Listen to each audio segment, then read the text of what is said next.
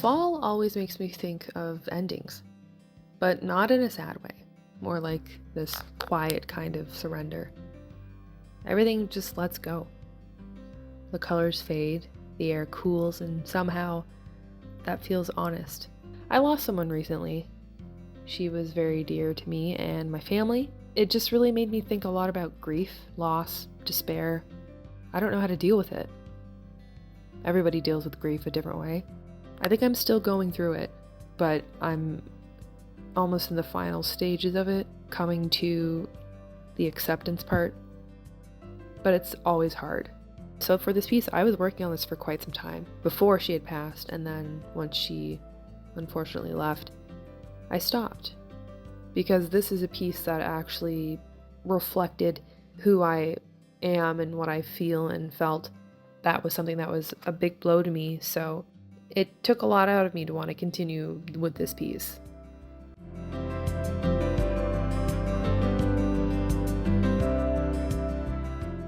If you enjoy what you see, if it resonates with you, let's have a discussion in the comments.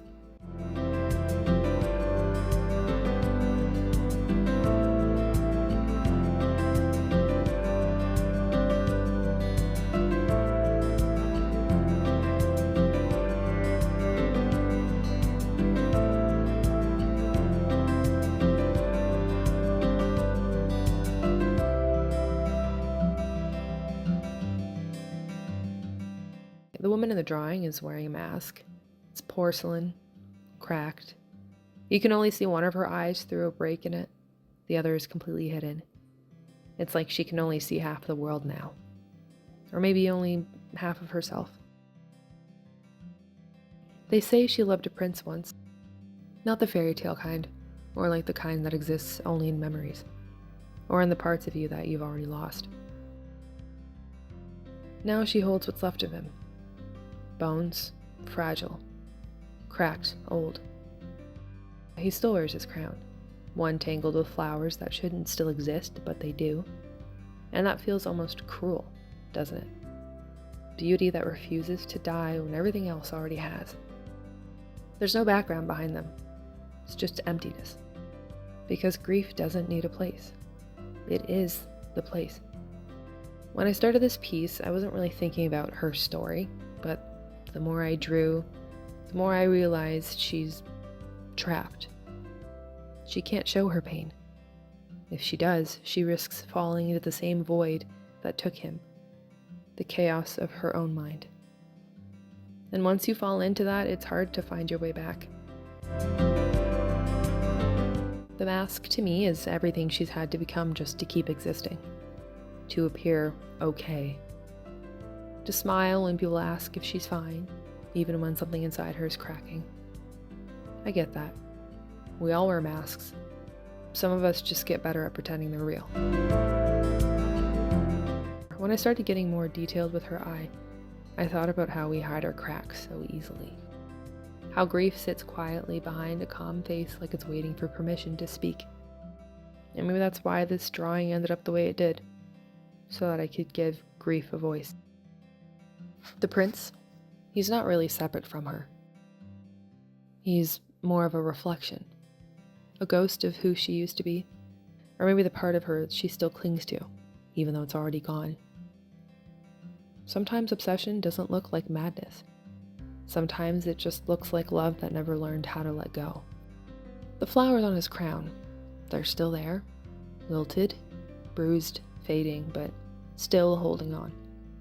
It's ironic, really. Death all around them, and yet these little things refuse to give in. Kind of like us, right? Holding on when we probably shouldn't, because something in us still believes there's meaning left. I think about how she touches his bones.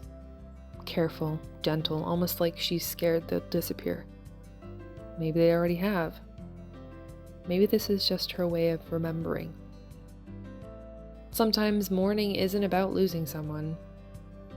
It's about losing yourself in the process. And then trying to figure out who you are without them. But there's something about her stillness that feels accepting.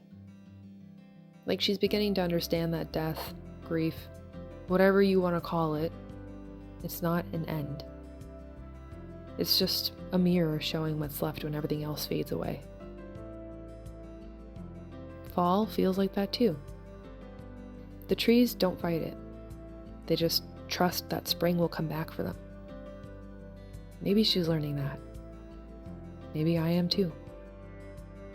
You know, when I draw pieces like this, which is quite rare, I realize how much of myself ends up in them. Not on purpose. It just kind of happens. Every crack in the mask, every shadow I paint. It's something that I've felt before. And maybe that's what art is. Not about control, but survival. A way to say, this is what it feels like to live with it. She holds his bones not just to remember him, but to remember herself. To prove that she's still here, still creating, still breathing, even when everything inside her hurts. And maybe that's what I'm doing too. Drawing what hurts so I can finally let some of it go. Letting the sadness become something beautiful instead of something heavy.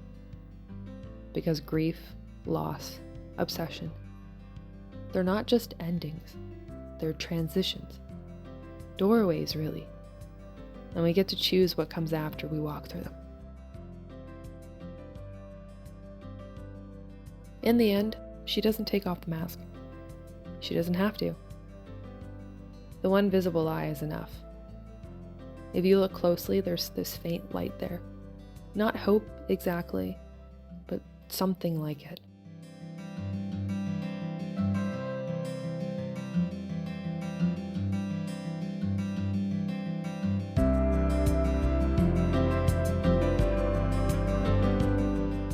The bones in her hands don't crumble. The flowers don't fall. They just stay. And maybe that's what this piece is about. Not death, not loss, but endurance. The quiet strength in existing, even when no one knows how hard it is. Maybe it's not the end after all. Maybe it never was.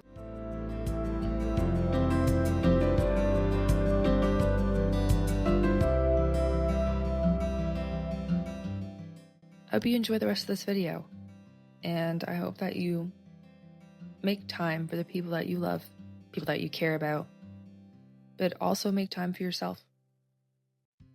Leave a like, comment, subscribe. I'll see you in the next one.